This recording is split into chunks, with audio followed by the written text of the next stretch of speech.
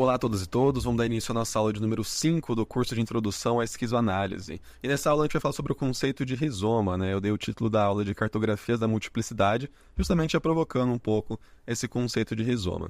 Bem, e o rizoma de Deleuze e Guattari como uma crítica ao pensamento hegemônico. É fundamental que a gente entenda o conceito de rizoma quando a gente vai compreender a própria esquizoanálise, né?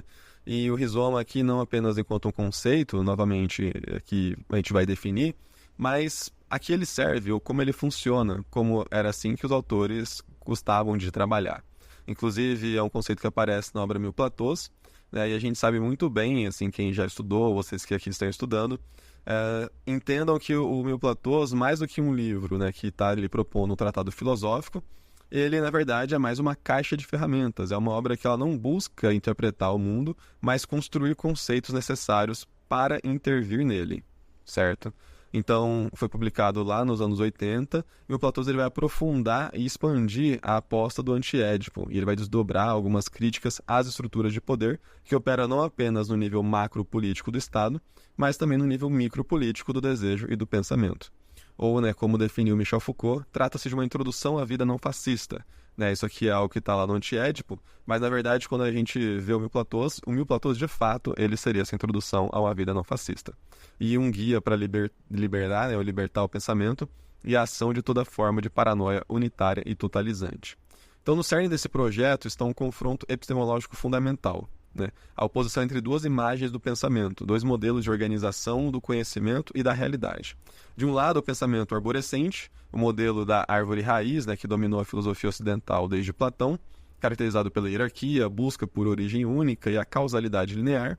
Por outro, o pensamento rizomático, um modelo acêntrico, né, então não tem um centro, não hierárquico, ou seja, não há hierarquia, e conectivo, ou seja, não é de uma causalidade linear, mas a partir de conexões. Isso é proposto como uma alternativa indispensável para aprender a complexidade do real. Então, o conceito de rizoma é o primeiro platô do livro. Né? Geralmente as pessoas se referem a mil platôs não como capítulos, mas justamente como platô. Então, tem mil capítulos? Não, né? Mas, assim, a proposta é justamente essa, de que ali existem alguns platôs, alguns capítulos, e que, a partir daqueles, justamente, você vai produzir mais enquanto um profissional, enquanto alguém que está pensando em viver, pensar na própria vida, né? E por aí vai. Então funciona como essa porta de entrada para a lógica das multiplicidades que define toda a obra. Né? Então, eu poderia ter começado pelo rizoma, mas não acho assim, né, que é interessante, justamente porque é um conceito que, enfim, também não tem uma necessidade de uma ordem para poder apresentar. E eu gosto do rizoma, depois de falar sobre desejo e outros conceitos, justamente para poder começar a conectar. Então, nessa aula, assim como em outras, eu vou acabar comentando de outros conceitos que serão nas próximas aulas, como, por exemplo, na próxima aula a gente vai falar sobre a micropolítica, que eu já trouxe aqui em outras aulas nossas, né? Mas agora a gente vai se aprofundar de fato na micropolítica, assim como eu já tinha comentado antes do corpo sem órgãos, e depois tive uma aula especificamente sobre o corpo sem órgãos. A própria estrutura, então, do Mil Platôs constitui uma performance do conceito que inaugura. O livro não é composto por capítulos sequenciais, mas por platôs de intensidade, que podem ser lidos independentemente um dos outros em qualquer ordem. Cada platô é uma região contínua de intensidades que se conecta a todos os outros, formando não uma linha, mas uma rede, um mapa, um rizoma. Essa escolha estrutural não é um mero artifício estilístico, é uma estratégia filosófica e política também. Ela obriga o leitor a abandonar hábitos de leitura lineares e hierárquicos impostos pelo modelo do livro raiz, né, que tem um sumário que vai ditar o caminho da leitura, e a engajar-se ativamente na construção de conexões. Então, menos do que você fazer uma leitura linear, mas como é possível fazer uma leitura por conexões? A traçar seu próprio percurso através do denso território conceitual. O livro não apenas descreve o rizoma, ele é um rizoma, transformando a leitura num exercício prático de desaprendizagem do pensamento arborescente. É justamente uma provocação nesse sentido, no qual, ao ler, você está justamente quebrando ou rompendo com essa imagem do pensamento arborescente. Essa aula, então, vai apresentar a ideia de que o rizoma se trata desse modelo, ou de um modelo epistemológico e ontológico rigoroso, que desafia as noções fundacionais de origem, de identidade, de estrutura e de finalidade. Em seu lugar, Deleuze e Guattari propõe um plano de imanência, uma superfície onde existem apenas linhas, conexões, velocidades, intensidades e afetos. Analisaremos a genealogia e as implicações do pensamento arborescente. A gente vai desdobrar também os 6 princípios que definem a lógica rizomática. E, por fim, cartografaremos a potência deste conceito para análise de fenômenos contemporâneos, desde a arquitetura da internet até outras questões políticas e artísticas. E trazendo isso para a clínica, claro, né? Bom, então, vamos começar aqui com a noção do pensamento arborescente, né, para entender o que é isso que eles estão se contrapondo. Para compreender a radicalidade da proposta rizomática, é necessário primeiro dissecar esse modelo que ele visa subverter. O pensamento arborescente ou esse modelo de árvore raiz. Esta imagem, profundamente enraizada na tradição ocidental, transcende a filosofia e se manifesta em taxonomias científicas, estruturas linguísticas, organogramas empresariais e sistemas de classificação do conhecimento. Deleuze e Guattari argumentam que muitas pessoas têm uma árvore plantada na cabeça. Essa metáfora, que aponta para uma naturalização do modo de pensar hierárquico e centralizado que se tornou quase sinônimo do próprio ato de pensar. Então, é aquela ideia de quando você vai pensar, por exemplo, na história, ou vai pensar nas escolas de pensamento, sempre se busca o antes, o antes, o antes, o antes. Quem veio antes, né? Naquela ideia de quase como pagar um pedágio para quem veio antes, né? E no sentido dessa hierarquia, inclusive, de uma certa centralidade do pensamento. E a gente vai ver que então não se trata de você não voltar ou buscar quem já existiu antes, mas, na verdade, deslocar isso da centralidade. Então quem criou a filosofia foi o Sócrates, né? Quem criou tal coisa foi fulano? Ou isso foi um produto de múltiplas conexões que acabou emergindo aquele pensamento? Então o exemplo paradigmático do pensamento arborescente na filosofia é a própria analogia proposta por René Descartes. Para ele, a filosofia era como uma árvore. A metafísica constituía as raízes, o fundamento último e invisível. E a física, a parte material, seria o tronco, que se erguia a partir dessas raízes. E as ciências práticas, como a ética e a medicina, eram os galhos e os frutos, os resultados visíveis e úteis, que dependiam de toda a estrutura subjacente. Essa imagem encapsula perfeitamente as características centrais desse modelo. A primeira e mais fundamental característica é, então, essa busca pela origem. A raiz, radix, ela simboliza a unidade, a gênese, a verdade primeira que antecede e unifica toda a multiplicidade subsequente. Então, o pensamento arborescente seria um pensamento radicular, obcecado em encontrar o fundamento, a causa primeira, a essência imutável da qual todo o resto deriva. Essa busca pela raiz se traduz em uma lógica de profundidade, onde a verdade está sempre embaixo ou por trás dos fenômenos. Isso tem um reflexo claro na clínica. Então, o que causou com que a pessoa estivesse passando por tal situação? O que fez, como se tivesse um elemento ali nascente que é a origem de tudo aquilo que a pessoa está passando hoje. Então, sempre tem aquilo por trás, o profundo, aquilo que você precisa ali buscar aquela origem, como se ela fosse a explicação de tudo. Bom, a segunda característica é, então, essa estrutura hierárquica e essa lógica de filiação. No modelo arbóreo, tudo procede de forma ordenada e vertical. O tronco emana da raiz, os galhos emanam do tronco e as folhas dos galhos. Trata-se de um sistema de causalidade linear e de subordinação, onde cada elemento tem seu lugar fixo em uma cadeia de dependência. A relação fundamental é a de filiação. Um elemento é filho de outro, reproduzindo um modelo genealógico que organiza o conhecimento em linhagens e categorias bem definidas. A terceira característica é essa lógica, então, binária e dicotômica. A estrutura da árvore se desenvolve através de bifurcações. Um tronco se divide em 2 galhos principais, que, por sua vez, se dividem em outros e assim por diante. Esse modelo estrutural favorece um pensamento que opera por oposições binárias, sujeito e objeto, ser e devir, bem e mal, cultura, natureza. Então, sempre separa nessa noção de um certo binarismo. A complexidade do real é constantemente quebrada e organizada em pares opostos, reduzindo a multiplicidade de conexões a uma série de escolhas excludentes, ou isso ou aquilo. Ou seja, o modelo arborescente fomenta um pensamento sedentário. E isso, quando traz aqui a palavra sedentário, é justamente porque a filosofia ou o pensamento do Deleuze e Guattari que eles provocam é justamente o pensamento ou a filosofia nômade, no sentido de estar sempre construindo territórios e tendo a possibilidade de habitar novos territórios, e não de se estabelecer e permanecer, fixar essas raízes profundas, mas de transitar, sempre, no caso, tendo uma base, mas podendo transitar e não se fixando.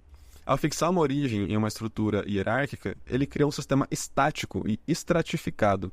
O conhecimento é visto como um edifício a ser construído sobre fundações sólidas, ou uma árvore a ser cultivada em um território fixo.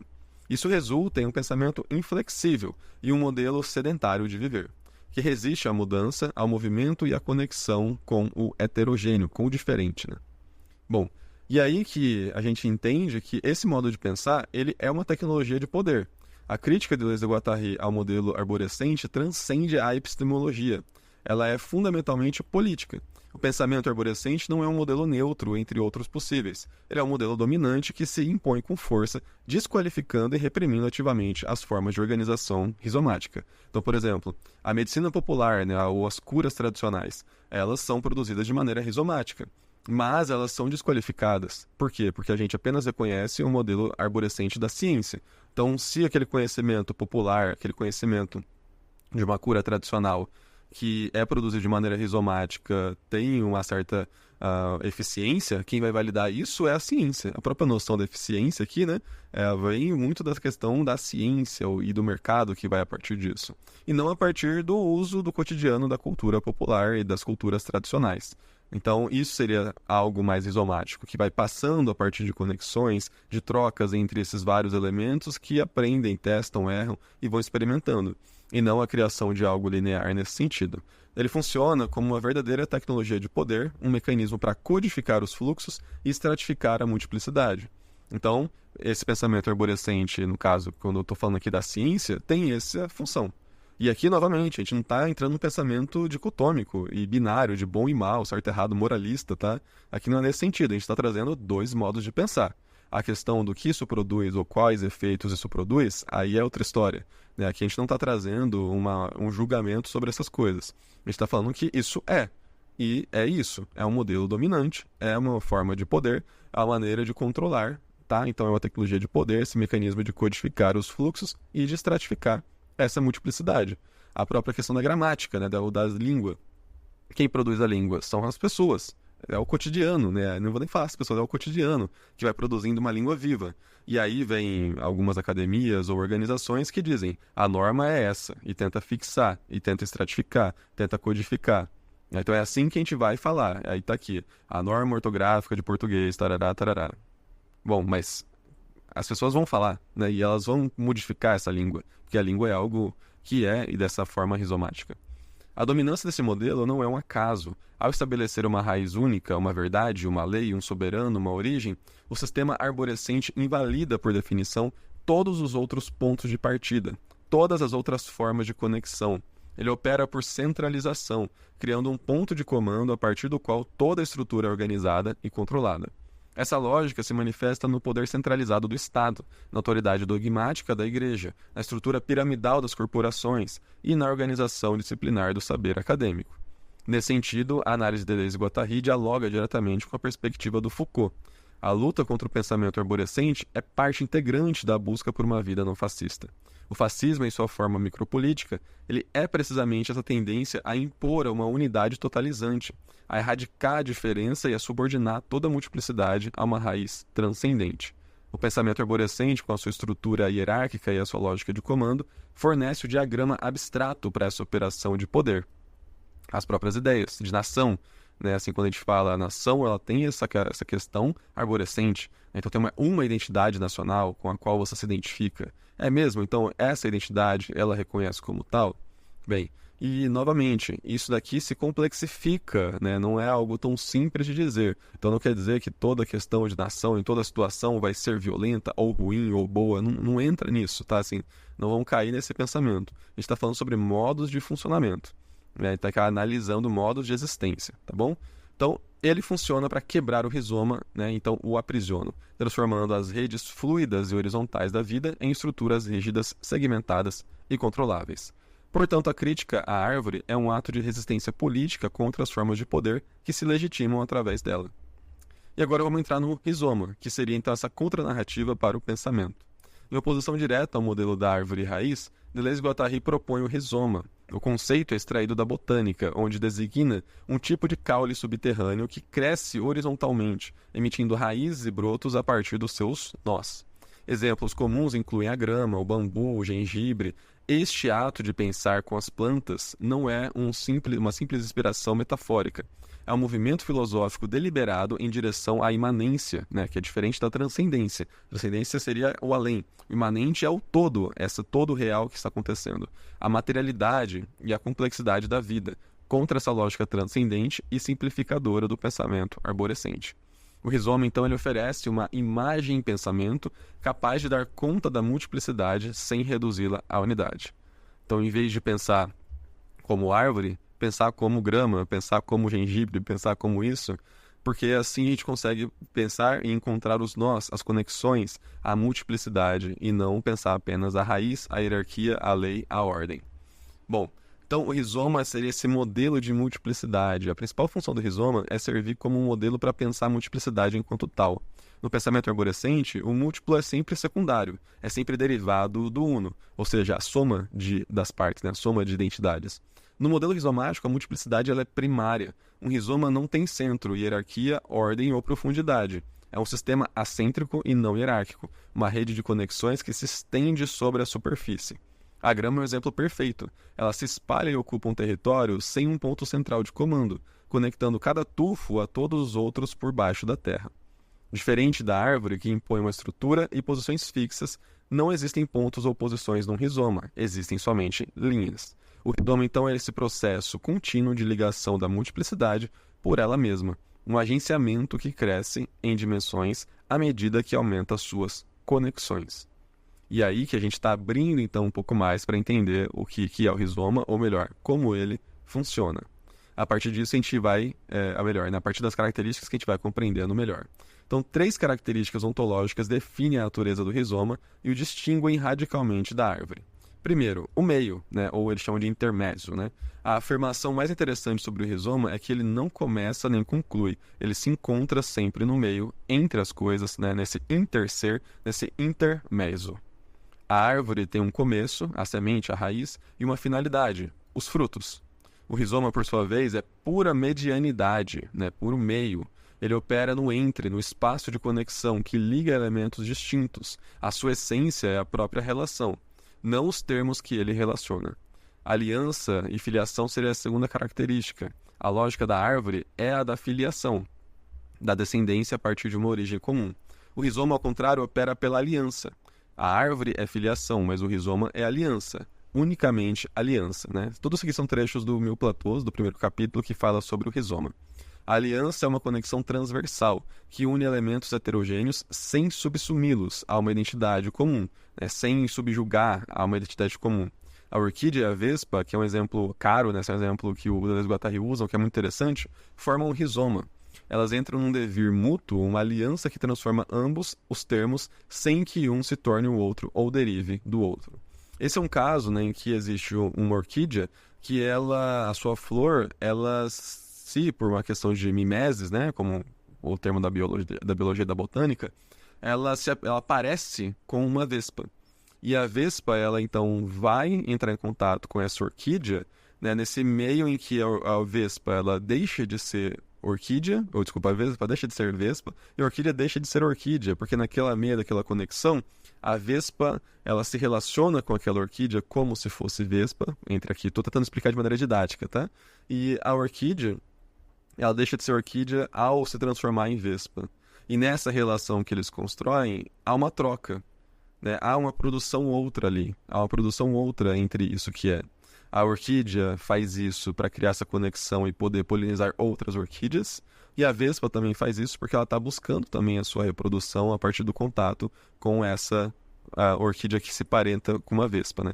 Então, é essa orquídea, eu esqueci de comentar isso no começo, mas que ela aparenta ser uma vespa, né? A flor dela aparenta ser uma vespa. E vale a pena você procurar, né, essa noção da orquídea da vespa aqui. Tem vídeos, fotos por aí, vocês vão ver que é muito interessante essa relação entre esses seres, né?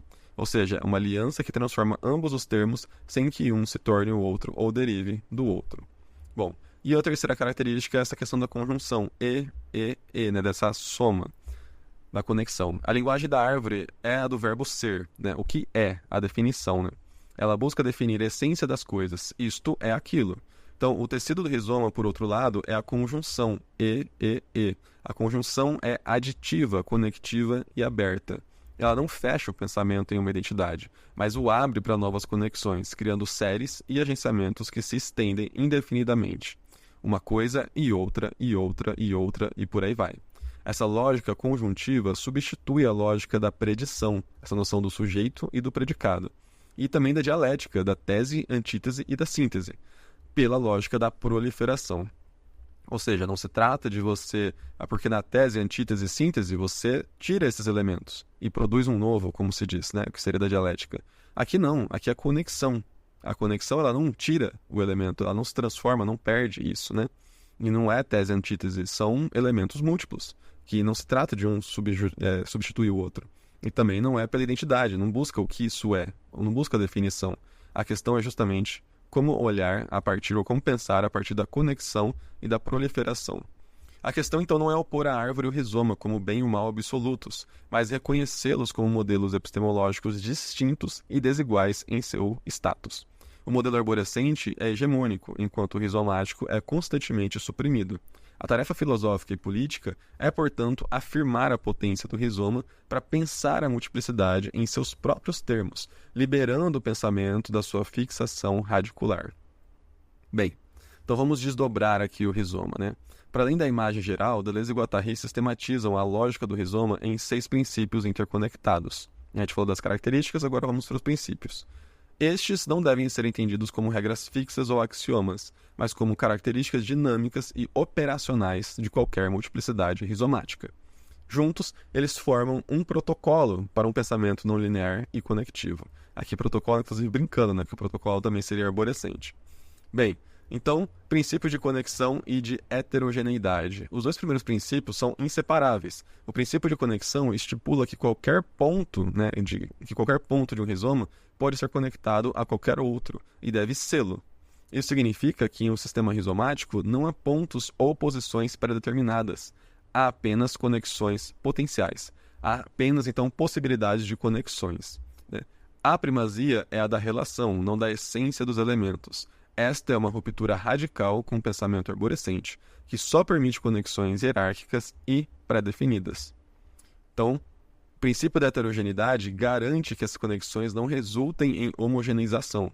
Um rizoma conecta elementos de naturezas distintas sem os unificar. Ele realiza conexões entre cadeias semióticas, organizações de poder e circunstâncias relativas às artes, ciências e lutas sociais, por exemplo. Uma palavra ela pode se conectar a uma imagem, um conceito, ou até mesmo a um afeto, uma máquina técnica e também, pensando aqui, né, a um agenciamento social. O rizoma ele opera trazendo fragmentos heterogêneos para uma aliança, preservando as suas diferenças e fazendo-os funcionar juntos a um plano de imanência. A lógica não é isto ou aquilo, mas isto e aquilo, né? Então a ideia é sempre da conexão. Bem, segundo aqui seria o princípio então da multiplicidade. Este é o princípio, né? Este princípio exige uma mudança fundamental na forma como o múltiplo é concebido, né? Inclusive aqui pensando em como a gente entende o que é um múltiplo. Tradicionalmente, o múltiplo é um adjetivo que qualifica uma unidade. Por exemplo, múltiplos galhos, né, de uma árvore. Deleuze e Guattari insistem que é somente quando o múltiplo é efetivamente tratado como substantivo, né, no caso a multiplicidade, que ele não tem mais nenhuma relação com o uno como sujeito ou como objeto. Ou seja, quando a gente sai da noção de múltiplo enquanto múltiplos galhos, e a gente o trata enquanto esse substantivo, falando da multiplicidade, então a gente não está falando de sujeito ou objeto. A gente não está identificando dessa maneira. Ou seja, a multiplicidade não é apenas aqui uma coleção de unidades. É um sistema de linhas e dimensões que não podem ser somadas. Ela não tem sujeito nem objeto, mas apenas determinações, grandezas e processos que mudam de natureza à medida que suas conexões aumentam. Então, falar de multiplicidade é não entender o sujeito, objeto ou relações a partir dessa lógica, mas observar apenas em padrões ou em relações de determinações, de grandezas, de intensidades, de processos, certo? Como está aqui, né? Como eu coloquei aqui, um sistema de linhas e dimensões que não podem ser somados. A multiplicidade se define pelo fora, isto é, pela linha de fuga ou de desterritorialização que a atravessa e a conecta a outras multiplicidades, forçando-a a se transformar. A questão, então, não é mais o que é mas perguntar como funciona, com o que se conecta, quais são as suas linhas. Se eu quero compreender uma multiplicidade, então não vou buscar a sua definição, não vou buscar sujeito e objeto, eu vou buscar compreender como funciona, com o que se conecta, quais são as suas linhas, do que se constitui. Mais um princípio aqui seria o da ruptura assignificante. Este princípio descreve a resiliência e também essa antifragilidade, trazendo esse termo aqui, do rizoma.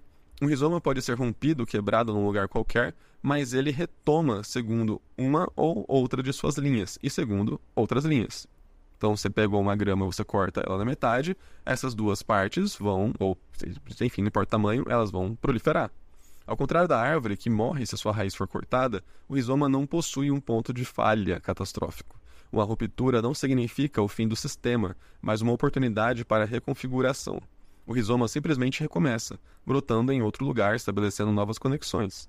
Essa ruptura ela é assignificante porque não corresponde a um corte estrutural ou a uma oposição dialética que produziria um novo significado. É um desvio, uma fuga. Todo rizoma é composto por dois tipos de linha.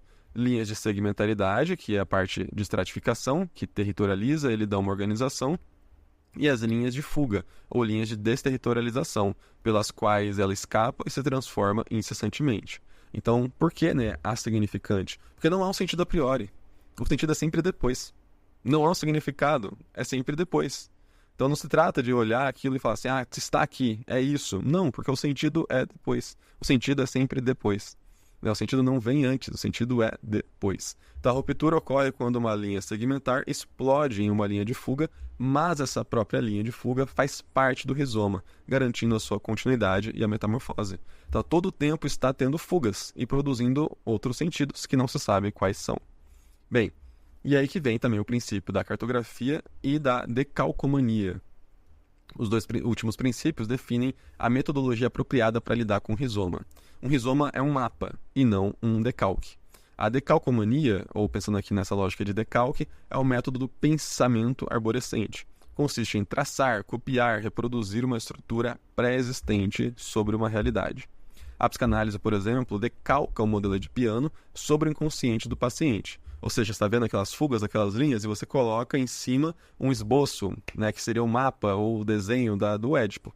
A linguística estrutural decalca uma estrutura profunda sobre a fala. Então está lá a pessoa produzindo a linguagem e você, coloca em cima o que seria a estrutura da língua. O decalque sempre remete a uma competência, a um modelo original. Ele organiza, estabiliza e neutraliza as multiplicidades, fechando o mapa sobre si mesmo. A própria estatística faz isso. Aí você não busca ver quais são ali o que não cabe naquela curva normal. As pessoas olham para o normal e não para o que escapa daquilo. O que escapa daquilo que também é muito importante. A cartografia, ao contrário, é uma prática performativa e experimental. O mapa não reproduz um real pré-existente. Ele participa de sua construção. Um mapa ele é aberto, é conectável em todas as suas dimensões. Ele é desmontável, reversível, suscetível de receber modificações constantemente. Ele tem múltiplas entradas, ao contrário do decalque, que sempre remete à mesma estrutura. Fazer um mapa é seguir as linhas, experimentar com as conexões, cartografar os territórios e as linhas de fuga. A cartografia, então, é uma prática de experimentação com o real, um método para o pensamento nômade. Então não há um mapa prévio, mas há sempre mapas a se construir, há sempre mapas a se cartografar. Então, tomados em conjunto, esses 6 princípios não apenas descrevem um modelo de pensamento, mas ativamente o protegem contra as formas de poder que buscam controlá-lo. Eles formam um sistema imunológico conceitual contra o totalitarismo do pensamento. O princípio de conexão e de heterogeneidade impede a segregação e a imposição de uma ordem a priori. O princípio de multiplicidade bloqueia a redução da complexidade a uma unidade central de comando. O princípio de ruptura significante garante a resiliência do sistema, tornando-o adaptável. E, finalmente, os princípios de cartografia e decalcomania insistem na natureza aberta, criativa e performativa do conhecimento, recusando a sua fixação em representações estáticas e dogmáticas. Cada princípio seria uma espécie de salvaguarda contra a centralização, a simplificação, a fragilidade e a representação, que seriam esses pilares do pensamento arborescente e também totalitários. Bem, vamos ver então um pouco desse rizoma em ação. A extraordinária potência do conceito de rizoma reside não apenas na sua coerência teórica, mas em sua incrível capacidade de antecipação e aplicabilidade a uma vasta gama de fenômenos contemporâneos.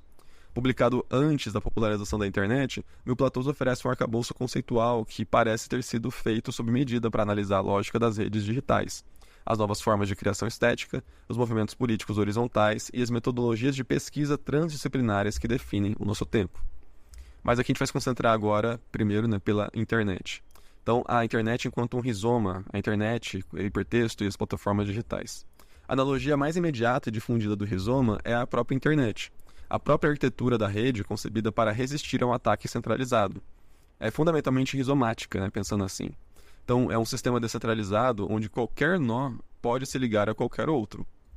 Qualquer servidor vai conectar a um outro, basta fazer as conexões. Não há um centro de comando, e a informação flui através de múltiplos caminhos. O que a gente conhece como www, ou World Wide Web, com a sua estrutura de hipertexto, é essa manifestação mais clara dessa lógica. Então, o hipertexto, e o que significa o hipertexto? É quando você entra numa página e você clica na página para ir para outra, que clica na página para ir para outra, e clica para ir em outra, e outra, e outra, e outra. Então, o hipertexto ele rompe com a linearidade do texto impresso, permitindo que o leitor salte entre essas lexias, esses blocos de informação, através de links, criando seu próprio percurso de leitura não sequencial. A estrutura do hipertexto, com as suas conexões múltiplas e independentes, é a encarnação técnica dos princípios de conexão e multiplicidade. As plataformas de mídias sociais também podem ser analisadas como sistemas rizomáticos de produção de subjetividade. Apesar da gente pensar a estrutura, muitas vezes também que tem uma tentativa de totalidade, de totalização e de arborescência, mas elas também operam por contágio, onde ideias, memes e afetos se espalham horizontalmente através de redes de conexões sem uma lógica hierárquica clara. Isso quando não há uma manipulação explícita. Então, existe muito da rede que é sim algo rizomático, que se prolifera sem saber. Por exemplo, quando houve o movimento Black Lives Matter, foi algo que as plataformas não tiveram um controle inicial sobre aquilo. Foram esses afetos que foram se espalhando e contagiando. Assim como outros aí que a gente observa aqui no Brasil também que acabam espalhando isso. O pensamento então se move e se abre, explodindo em todas as direções, conectando pontos e linhas de intensidade de forma imprevisível. No entanto, é importante evitar uma perspectiva ingênua da internet como rizoma.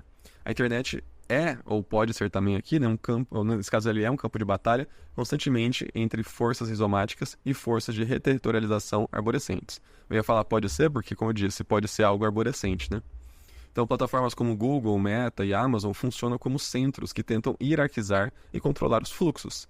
Por exemplo, a internet, antigamente, era um lugar que você entrava e não sabia o que você ia fazer, você ia buscando, ou, vamos dizer assim, você busca algo específico para depois ir conectando mais e mais e mais. Hoje em dia, a internet, ela parece ser as plataformas. Você não entra na internet, você não acessa a internet. Você acessa plataformas que elas vão organizar o que você vai acessar ou não. Então, elas tentam hierarquizar e controlar os fluxos. Seus algoritmos de ranqueamento e recomendações criam novas hierarquias e centralidades, transformando um mapa aberto em um decalque que guia o usuário por caminhos pré-definidos.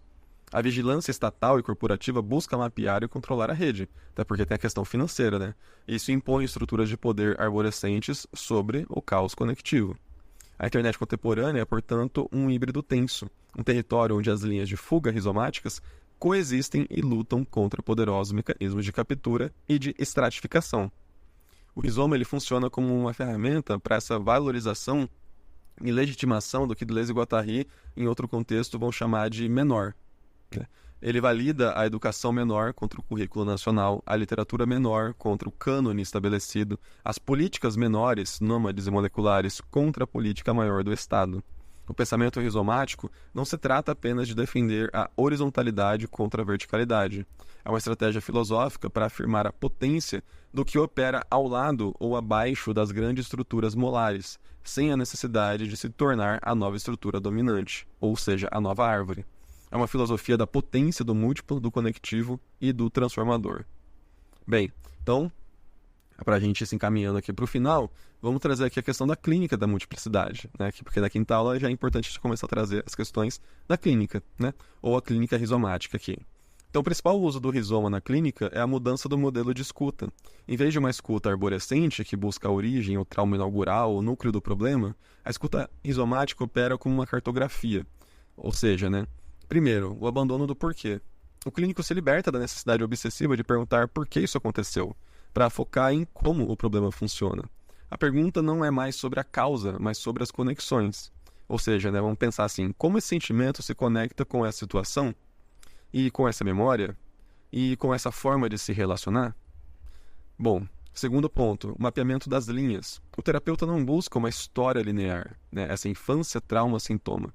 Ele mapeia as linhas de conexão que o paciente apresenta. Essas linhas podem ser as repetições de padrões de relacionamento, os fluxos de pensamento obsessivo, as intensidades de afetos que surgem em diferentes contextos.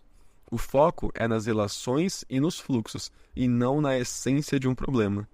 Então, em vez de você olhar pensando aqui, novamente no modelo de árvore, você foca o quê? Nos fluxos de pensamento, nos padrões que encontram essa repetição e nessa intensidade de afeto. Bom, mais um ponto aqui, a valorização da multiplicidade. A ansiedade do paciente não é vista como uma doença a ser curada, mas como uma multiplicidade de linhas que se conectam. Ou seja, o ritmo acelerado do trabalho, o excesso de informação, a falta de tempo para o lazer, um corpo que dói. Então, geralmente se pensa enquanto sinais e sintomas, mas esse corpo que apresenta essa ansiedade, com que ele está conectado? Qual é a conexão que produz a ansiedade? A ansiedade não como apenas um adoecimento, enquanto um transtorno, mas o que é isso? O que se conecta para produzir isso? Lembrando o que se produzir depois, então vamos entender o que produz isso. A intervenção não se dá no centro da ansiedade, mas na sua rede, desfazendo conexões prejudiciais e criando novas alianças. E aí que a gente vê então esse processo terapêutico como criação de alianças. A clínica rizomática não busca a cura ou a resolução definitiva, mas a criação de novas alianças. A metáfora da árvore sugere, então, que ao arrancar a raiz, o trauma, a árvore morre e o problema acaba. O rizoma, por sua vez, mostra que um sistema pode ser rompido em um lugar, mas brotar em outro. Por exemplo, vamos pegar aqui a questão do rompimento assignificante. O terapeuta não trata a crise como uma falha, mas como uma ruptura significante. Uma crise de pânico, por exemplo, não é o fim, mas uma oportunidade de reconfigurar o sistema psíquico. É o momento em que as linhas de segmentaridade, a rotina, o controle, se rompem, abrindo espaço para a emergência de novas linhas de fuga. Então, a aliança que funciona como essa filiação. A relação terapêutica se baseia na aliança e não na filiação. Não se trata de o paciente se tornar um filho ou um decalque da teoria do terapeuta. A relação, então, é uma aliança entre a escuta clínica e o fluxo de vida do paciente, onde ambos se transformam sem perder as suas especificidades. E aí, que por fim, o que é importante aqui seria essa criação de novos agenciamentos. O objetivo do processo, então, não é encontrar a identidade do paciente, ou então buscar a essência do paciente, mas ajudá-lo a criar novos agenciamentos. E aí, o que é um agenciamento? É justamente essa máquina de conexão que liga elementos heterogêneos, elementos diferentes. Por exemplo, um novo hobby, como pintura, pode se agenciar com um novo grupo de amigos, uma linha social, que se agenciam com novas percepções sobre o próprio corpo, que aí vem uma linha afetiva, e isso forma uma nova multiplicidade. Bem, e aí, coloquei aqui o número errado, mas aí vamos para a anti-hierarquia e essa não totalização, A clínica arborescente tende a ser hierárquica, o terapeuta, que detém o saber, então é contra essa ideia de que o terapeuta detém o saber, e também contra essa totalização de que a teoria explica tudo. A prática rizomática rompe com essa lógica. O terapeuta não é o centro. O profissional não é o centro do rizoma. Ele é mais como um cartógrafo.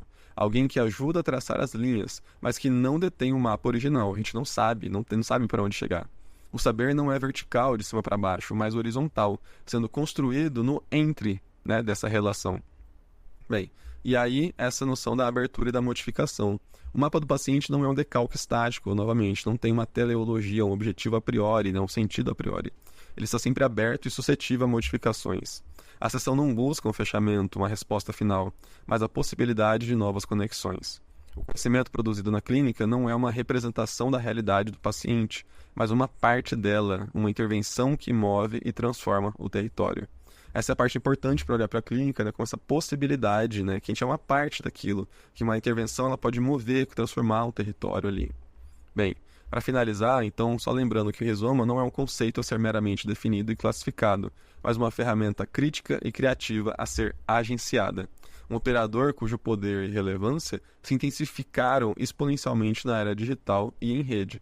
Essa aula então demonstrou como que o modelo da árvore raiz, com a sua obsessão pela origem, sua estrutura hierárquica e a sua lógica binária, fundamentou não apenas a filosofia ocidental, mas também as formas de poder centralizadas e totalizantes que a acompanham. Em contrapartida, o rizoma emerge como esse modelo de pensamento para a multiplicidade, a conexão e a heterogeneidade. Seus 6 princípios, conexão, heterogeneidade, multiplicidade, ruptura significante, cartografia e decalcomania, não são apenas descritivos, mas formam um protocolo para uma prática de conhecimento que é, na sua essência, anti-hierárquica e libertária. A aplicação do rizoma a fenômenos contemporâneos, como a internet, né, e essas estéticas não lineares, esses movimentos sociais em rede e também até as metodologias de pesquisas, revela a sua extraordinária presciência. Ele nos fornece a linguagem e as ferramentas para compreender um mundo cada vez mais caracterizado por redes distribuídas, fluxos descentralizados e complexidades emergentes. Assim, adotar a imagem de pensamento rizomática é um ato com profundas implicações éticas e políticas, e também estéticas. É, como sugeriu Foucault, esse passo para liberar a ação política de toda forma de paranoia unitária e totalizante. É um convite para favorecer a criação em detrimento da mera reprodução do conhecimento, que seria a decalcomania. Essa aliança sobre a identidade, que é a questão da filiação, né? Contra a filiação. A experiência sobre o dogma, né? Que é o agenciamento. Então, pensar rizomaticamente, e a multiplicidade, né? Pensar rizomaticamente é aprender a navegar pela complexidade sem a necessidade de reduzi-la a uma unidade simples, a abraçar a incerteza e a valorizar o que está no meio, no entre. O desafio deixado por Deleuze e Guattari não é, portanto, de chegar a uma compreensão final e definitiva do que é o rizoma. Pelo contrário, é o convite, né? Esse convite é para pensar com eles, para pegar essa ferramenta conceitual e usá-las. O rizoma não é um destino, mas um mapa que está sempre sendo feito, como eu trouxe aqui a questão da internet, a questão da clínica, né, que não foi algo que eles falaram, mas eu estou trazendo aqui a partir dessas conexões. A tarefa, então, hoje, que é mais urgente do que nunca, é continuar a traçar essas cartografias, a criar novas conexões e a agenciar multiplicidades que nos permitem inventar novos territórios para o pensamento, para a vida e para a política, sempre fora da sombra paralisante da raiz, da árvore, da ordem, da lei e daquilo que é da estrutura. Certinho? Então chegamos aqui ao final da nossa aula. Agradeço quem chegou até aqui e aguardo vocês na próxima aula. Tchau, tchau.